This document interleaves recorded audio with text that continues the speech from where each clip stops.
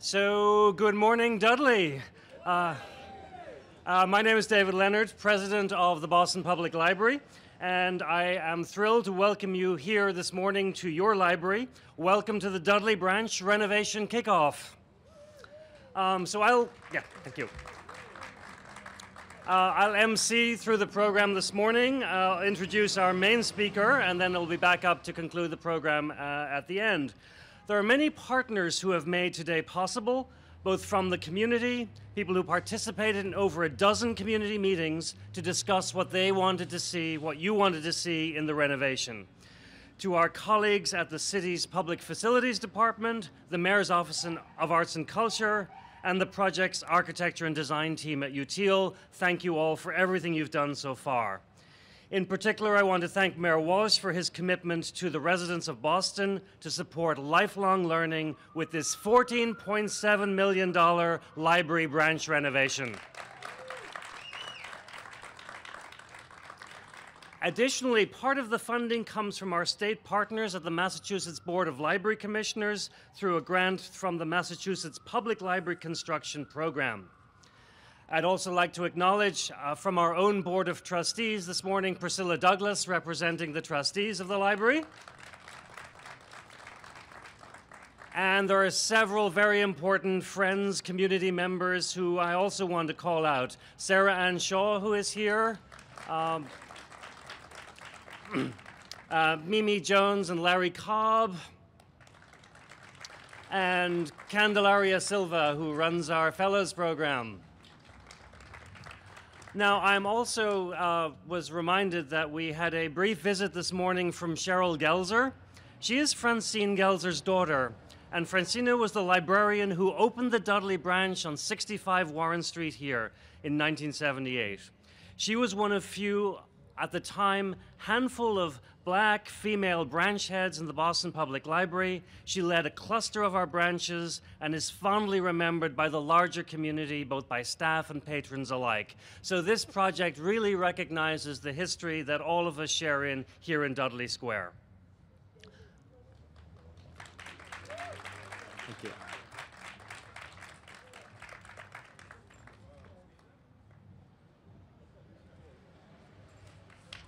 Yes, thank you.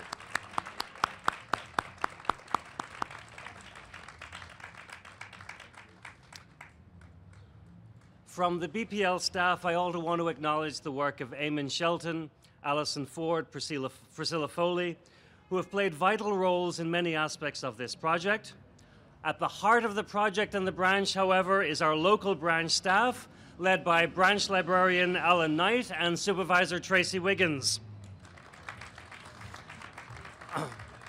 During the upcoming closure, all our branch will be helping out other nearby locations while we're under renovation.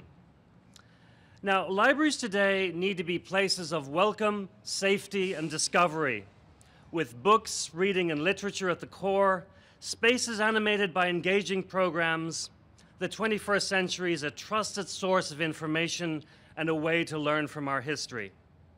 This brutalist or raw concrete style building constructed in '78 is soon to be transformed from an introverted and now slightly dank and cold building to an extroverted building filled with light, reaching out to the community and inviting people in. Just to my left and to your right, I think, after construction, we'll see a new welcoming warm entranceway with a prominent terrace facing onto a redesigned plaza. Inside, we're thrilled to be constructing a state-of-the-art nutrition lab for all who want to take their cooking skills to the next level for home or a new career. Collections will be refreshed and gaps filled in, including a reformalized African-American collection for the neighborhood. And a learning lab to pick up other new skills and practice new hobbies. This revitalized branch will be a place for books and movies, a place for free Wi-Fi and movies and computers, a place for story times for children, homework help for teens, classes for adults, from chess to stress reduction and other wellness programs, a place for the community to gather. Thank you to all who have made today possible. At this time, I would like to welcome to the podium someone without whom this project would not be possible. In the last 3 years, the library has seen the mayor commit first to the second large phase of renovation at the Central Library, and now followed by the largest investment in branch libraries in decades. Leading that slate of branch investments is this full renovation of the Dudley Branch at $14.7 million. We want to make this not just the first and oldest library system in the country, but the best branch library system in the country. Please join me in welcoming to the podium Mayor Martin J. Walsh. Thank you very much, David, and I want to thank you and the Board of Trustees for the great work at the library. I also want to thank the local branches in our city. Thank all the people who put so much love and care into our libraries. I appreciate that. I want to give a shout out to 2 other people that are here with us today that joined us. One is she got elected to the House of Representatives as her first term, and she's done an incredible job of diving in and making sure that, you know, keep staying on top of the city and staying on top of the state to make sure that the services are being brought to the community, and that's State Representative China Tyler. So thank you, Representative, for being here. And also the representative was helpful during the budget process in helping us get some funding for libraries as a whole across the Commonwealth of Massachusetts. So I want to thank you for that as well. I also want to welcome, and I was with him earlier today, our sheriff of Suffolk County, who works down the street, and his job is the sheriff, and his job, and I say this a lot, is generally to oversee and make sure that people who are incarcerated, you know, get 3 meals a day, and when they get released, they get released. What this man has done with reentry, and what this man has done with rehabilitation and working with people, wanting to make sure that people are stronger when they come out, stronger than they went in, is incredible. I want to thank Sheriff Steve Tompkins for his support and what he's done in our city. This is an exciting day for Lower Roxbury. The Dudley Branch has been, as David said, well loved here for over 40 years in this community. People have grown up in this library and grown up in this neighborhood. Members of all ages use the programming here. The renovation that's going to happen here is going to allow us the opportunity to expand the reach into the community so much more, and it'll be around for so many more years to come. This new library, as David said, has new windows coming to it, as you can see, sustainable features, new digital resource labs, and much more, and really allowing people to have the 21st century learning right here in the Dudley neighborhood. And it's something that is so important. As much as we like concrete buildings in Boston, and you know, I certainly love being in my concrete building in City Hall, this is going to be transformed. And you can already see in the I think there's a second picture, what the books and what's going to happen in that room when people can see light in there. And I think that that's important. We'll bring a state-of-the-art building to this community.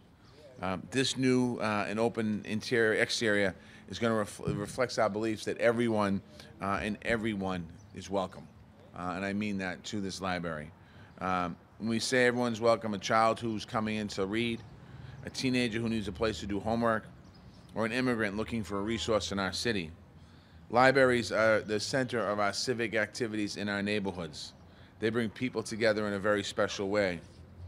We're investing close to $14 million in this renovated library, and that's important. And we've made the commitment in our city to make those investments across all of our libraries in our neighborhood, something that's really important and something that we've changed. I just want to give a shout out too. I just see him here. City Councilor Tito Jackson is here. Thank you, Councilor Jackson, as well.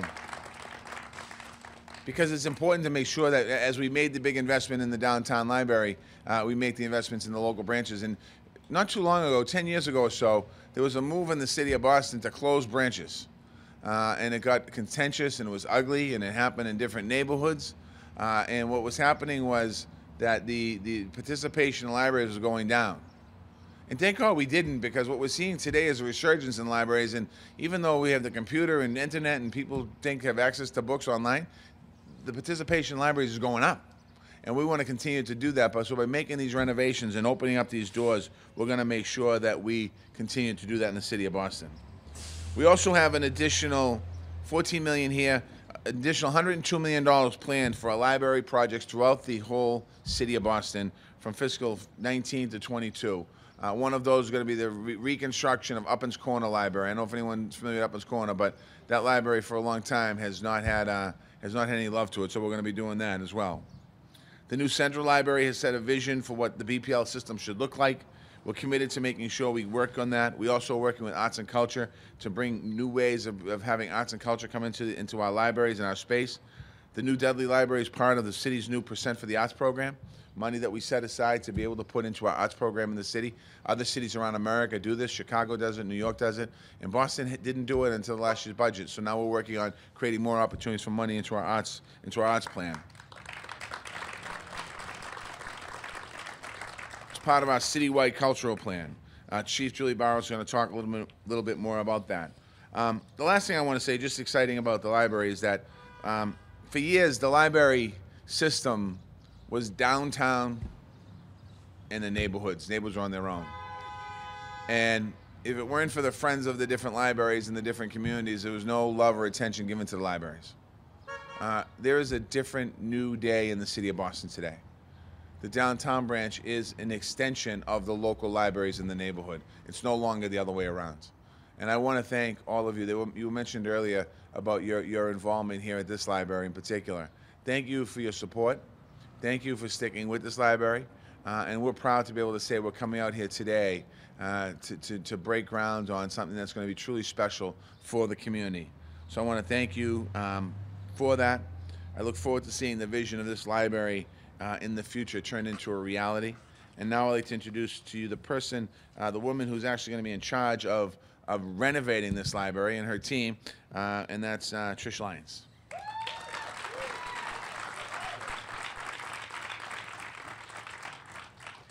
Thank you, Mayor Walsh, and good morning, everybody. Thank you for coming out here on this beautiful day. How lucky did we get? I'd like to start just really quickly on behalf of our team at the Public Facilities Department by thanking Mayor Walsh for the honor of delivering projects funded through his Imagine Boston capital plan. We are making investments in our public buildings across our great city, and it's incredibly gratifying to be part of projects like this one that are truly making a difference in our neighborhoods. This Dudley Library project is a shining example of how Mayor Walsh's plan will positively impact our neighborhoods and you, our neighbors, for years to come. I'd also like to add my thanks to our partners at the Massachusetts Board of Library Commissioners for their generous contribution to this project. As David and the Mayor said, this building will be completely transformed into a welcoming, bright space with added capacity for the library to offer exciting new programming. We've spent a lot of time with our team of architects at UTIL to come up with a great design. And I'm pleased to report that we have successfully bid this project for construction. We are on budget, and we will have a contractor in time when the library closes for the renovation.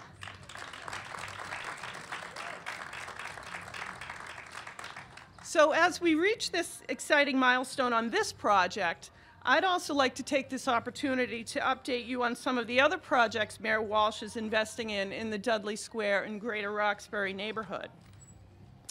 You may have noticed we're making great progress on our new $73 million Dearborn STEM Academy across the way on Greenville Street.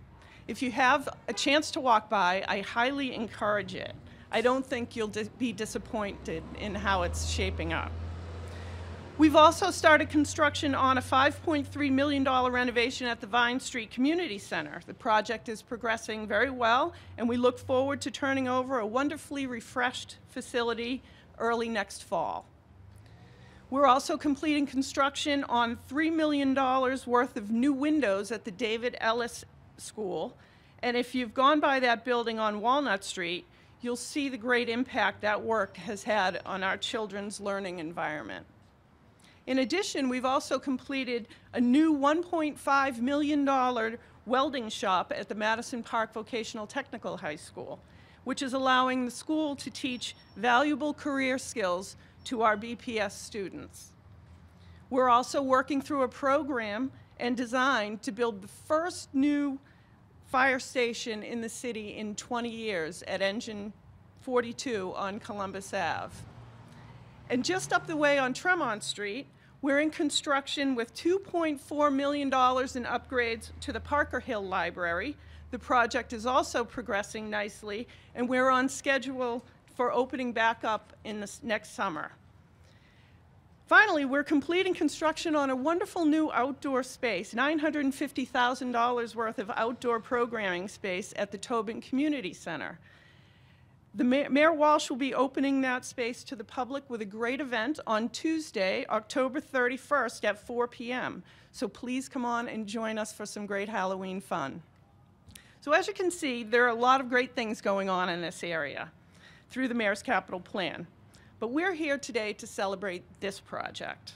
And so before I end, I just want to make sure that I acknowledge some of the folks who've worked so hard to get us here. From the Public Facilities Department, guided by our boss, the Mayor's Chief of Operations, Patrick Brophy, thank you to our project team of Jim McGaffigan, Maureen Anderson, and Evan Brinkman. Thank you to David Leonard and his just incredible team at the Boston Public Library. Thank you also to our wonderfully talented team of designers who many of you already know very well. Thank you to Michael LeBlanc and his team from UTL Architects. And a special thank you to our partners at the Boston Transportation Department, especially Commissioner Gina Fiandaca and her project manager, Pat Hoey. We listened to you, our community, who encouraged us to work together to coordinate our building project with BTD's Complete Streets project for this area. I think that what you'll find in the end is that we will transform this area in front to work for both the library and the transportation needs in a much better way. And we've worked with many of our city partners that have had incredible input into this project. So very quickly, I'd just like to thank the Boston Planning and Development Agency, Neighborhood Services, Arts and Culture, Property Management, and the Office of Budget Management. But most of all, I want to thank you, our community, and especially our Friends group, for your partnership, your perseverance, and for your love for this library. I cannot wait to celebrate the final results with you when all is said and done. And so with that, I'd like to turn the microphone over to the Mayor's Chief of Arts and Culture, Julie Burrows, who, when this project is done, will be adding the final jewel to this wonderful crown. Thank you.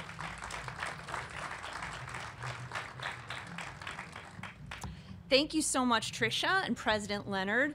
And thank you, Mayor Walsh, for your leadership in recognizing the value of investing in our cultural infrastructure. We know how important roads and transit and water and sanitation is, and we also really recognize that libraries are part of our infrastructure. They need investment, they need support. The mayor also recognized how important it is to invest in our larger cultural strategy. Just about a year ago, we issued a cultural plan called Boston Creates. And this really embraces the concept that all of us have this desire to engage in creative expression, and that the city of Boston powerfully believes in the transformational power of the arts. A lot of people today have used the word transformation. And this extraordinary design is going to transform not only this building, but this whole entire section, which I'm really seeing as a new anchor for the Roxbury Cultural District. This area was just designated as a cultural district. And this will be an incredible anchor for that. As was also mentioned, we are investing in arts and culture as part of the way we design our public realm and our public buildings. So a portion of the city's capital construction budget is now allocated for permanent public art as part of the way we design for the people of Boston. So we'll be creating permanent public art for this structure. We're also doing so at the JP Public Library. We're doing it in the Roundabout in Hyde Square, in North Square by the Paul Revere House, at the Vine Street BCYF. So we've been really busy collaborating with our sister agencies to really invest in our cultural infrastructure of permanent public art. And we're inspired by the process that was followed for the bowling building right down the street. Several pieces of major new public art. And I know that there are many creative people, many artists today here. We have a fabulous crowd. And so I want to let you know that the call for artists for the several pieces of public art we'll be creating for this building will be issued within the next month or two. We have a couple that come in front of this. And the best way to find out about these opportunities is with our newsletter. So follow us on social media, subscribe to our newsletter, and we want to make sure that these opportunities are available to you. I also would be remiss if I did not mention that the current call for artists for our next phase of Boston Air, our artist residency project, is out now. We have a webinar next week, so please do engage with us. We would love to support you and have local artists be shown in this building. With that, I want to thank you so much for this opportunity, and we look forward to collaborating with the community on this fantastic project. Thanks so much.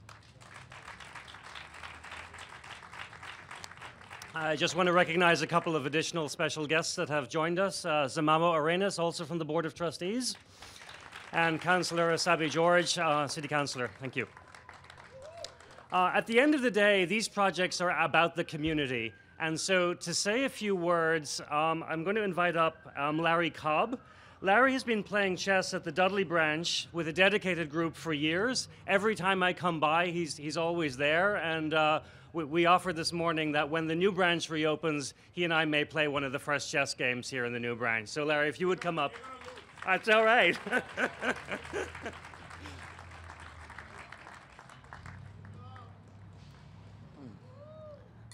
First, I'd like to thank God for all of us showing up.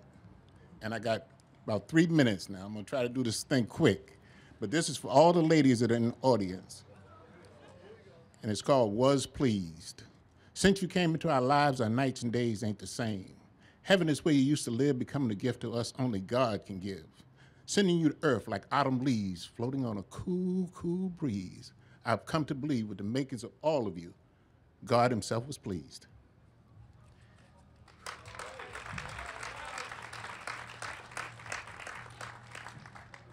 Okay, now we're ready for the show. This one's called Signs of the Times.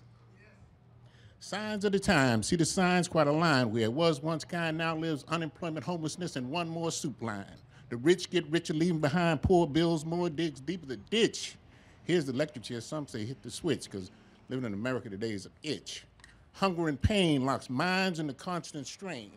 Good people and good sense have a way of going down the drain. Say, face it, eyeball to eyeball, living beyond it, that's game. Hope's not seen on the block because confusion and illusion stop the youth on the spot. Curtis Mayfield said it all, future shock. Say, dreams come to be broken. God's only repair shop open. Marvin Gaye, what's going on? Politicians keep saying, hold on, be strong, this stuff won't last long. Sam Cooke, what more be taken after what's been took? Stop, listen, and look, said change has got to come. Can't you see what's being done from midnight to the morning sun? What's the problem? Is it genocide? Oh my God, another suicide. Solution is not buck wild homicide. Why I cry, try, hear the future cry, for betterment always try. Because if you give up, despair does another drive-by. Quite a line. See the signs of the times. Thank you so much.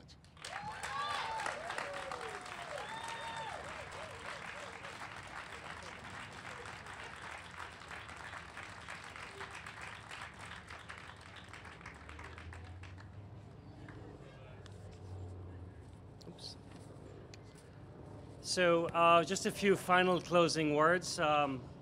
Thank you for everybody who has come today. The branch will be open for a couple more weeks, and then on Friday, November 17th, we will close for construction formally. And then the plan, as you heard, we will be reopening for business here in 2020, in the spring of 2020. In the meantime, our library staff will be hosting several programs, for example, at the Frugal Bookstore on Warren Street, and through the Fellows Athenaeum Trust. Other programming will continue in other parts of the neighborhood, and we'll be keeping everybody apprised of what all of those plans are as we get closer to the actual closing date. We also invite you, of course, to visit any of the other Boston Public Library branches around the city and online while this branch is closed. And so at this point, I'd like to close the ceremony and invite our speakers up and elected officials and BPL trustees to the podium for a first photo, couple more photos, and then we'll continue inside with a little reception. Thank you very much.